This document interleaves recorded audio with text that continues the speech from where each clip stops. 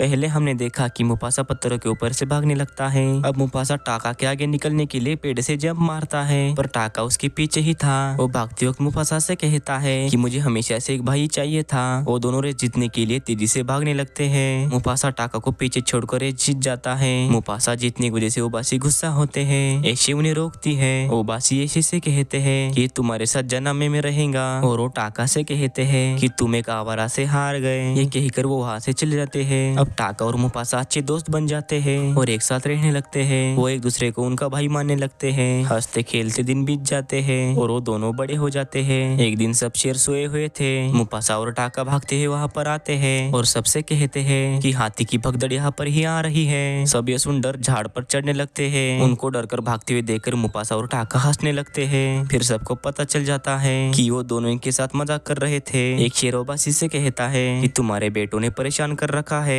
ओबासी कहते हैं कि हमारा एक ही बेटा है। वो शेर कहता है कि शैतान के साए हैं दोनों की दोनों। ये सुनकर ओबासी कहते हैं कि इस आवारों को शाही दरख्त पर आने की इजाजत नहीं है। टाका कहता है कि हम दोनों बस खेल रहे थे। ओबासी कहते हैं कि तुम दोनों कभी भाई नहीं बन सकते, और मुफासा को वहाँ से जाने के लिए कहकर टाका से दूर रहने के लिए कहते हैं। ये सुनकर मुफासा जनामे की तरफ जाता है। टाका ओबासी से कहता है कि मुझे मुफासा के साथ जाना है। ओबासी कहते हैं कि क्या तुम जनामे में रहोगे, तुम्हारी जगह मर्दों के बीच है। टाका कहता है कि वो माँ के साथ शिकार पर जाता है। ओबासी उससे कहते हैं कि एक दिन वो तुम्हें धोखा देगा। टाका कहता है कि मुफासा मुझे कभी धोखा नहीं देगा। ओबासी उससे कहते हैं कि एक दिन ये सब तुम्हारा होगा, तुम यहाँ के नवाब बनोगे। और कहते हैं किसी को हमसे नवाबी। ये कहकर वो सो जाते हैं। दूसरी ओर ऐशे और मुफासा शिकार की तैयारी कर रहे थे। ऐशे मुफासा से कहती है कि आंखें बंद करो और बताओ कि तुम्हें क्या सुनाई दे रहा है, महसूस करो। मुफासा कहता है कि हिरनों का एक झुंड जो सूखे तालाब की ओर जा रहा है। तभी उसे उसके माँ और बाबा की याद आती है।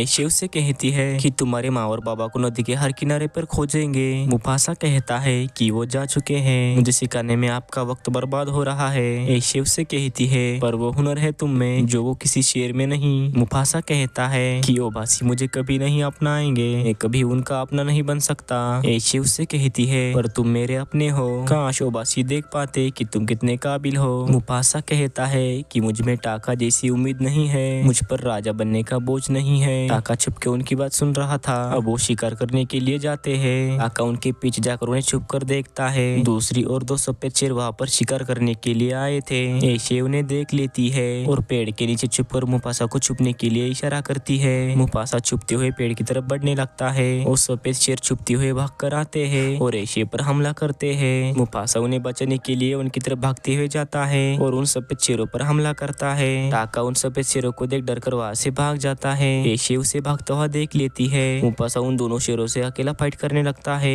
एक सफेद शेर ऐशे को नीचे गिराकर उन्हें मारने की कोशिश करता है। मुफासा उन्हें बचाने के लिए भागते हुए उस शेर को टक्कर मारता है, जिससे वो शेर पेड़ की नोकदार टहनी पर गिरता है और वो मर जाता है। उसे मरा हुआ देखकर उसका साथी वहाँ से भाग जाता है। अब मुफासा और ऐशे वापस उनके इलाके में आते हैं। ओबासी ऐशे को जख्मी देखकर उससे पूछते हैं कि क्या हुआ है तुम्हें। ऐशे उनसे कहती है कि वो राक्षस थे, भूत जैसे गोरे, मैंने ऐसे शेर कभी नहीं देखे। और कहती है कि अगर मुफासा नहीं होता तो मैं जिंदा नहीं बचती। ओबासी मुफासा से कहते हैं कि हम तुम्हारे कर्जदार हो गए। मुफासा उनसे कहता है कि हमें तैयार रहना होगा। बहती हवा कहती है कि एक दिन में वो यहाँ पर आ जाएंगे। ओबासी कहते हैं कि ये तुम कैसे कह सकते हो। मुफासा उन्हें एक खबरी को भेजने के लिए कहता है। ओबासी चिगारों को वहाँ पर भेजते हैं। अब वो मरे हुए सफेद शेर का साथी उनके इलाके में पहुँचता है। फिर हमें पता चलता है कि वो मरा हुआ सफेद शेर उनके राजा का बेटा था। उनके राजा का नाम कीरोस था। कीरोस उस शेर से उनके बेटे के बारे में पूछता है। वो शेर कहता है कि वहाँ पर एक जवान शेर था, उसने हम पर हमला कर दिया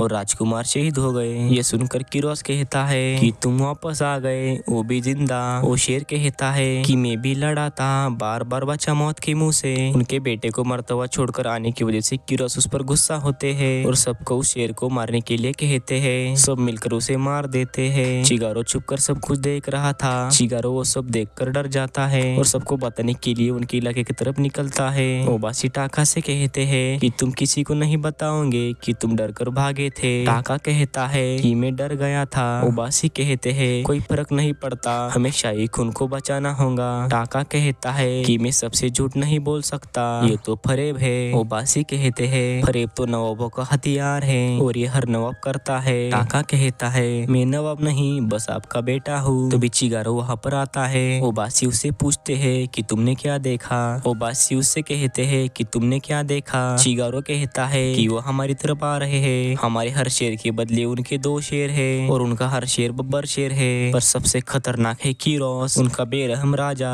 ये सुनकर ओबासी शाहीकुन को बचाने के लिए टाका को वहाँ से दूर भेजने का फैसला करते हैं और उसके साथ मुफासा को जाने के लिए कहते हैं, पर मुफासा ऐशे को छोड़कर जाना नहीं चाहता था। ऐशे उससे कहती है कि तुम और टाका साथ हो, घर वही होगा, और उससे कहती है कि देखो उस रोशनी के पार पता है मुझे क्या दिखता है, वो जगह जो तुम्हारे माँ ने बताई थी। नजर के हद के आगे एक हरी भरी गौरव भूमि जिसे कहते हैं मिलेले। पर मुफासा ऐशे को खोना नहीं चाहता था। ऐसे उसे समझाकर टाका के साथ जाने के लिए मनाती है। अब वहाँ पर टाका आता है और उनको छोड़कर भागने की वजह से उनसे माफी मांगता है। ऐशे उससे कहती है कि माफी किस बात की मेरे बेटे, तुम्हें भी बहादुरी दिखाने का मौका मिलेगा। अब ऐशे उन्हें वहाँ से जाने के लिए कहती है। मुफासा और टाका मिलेले की तरफ निकल जाते हैं।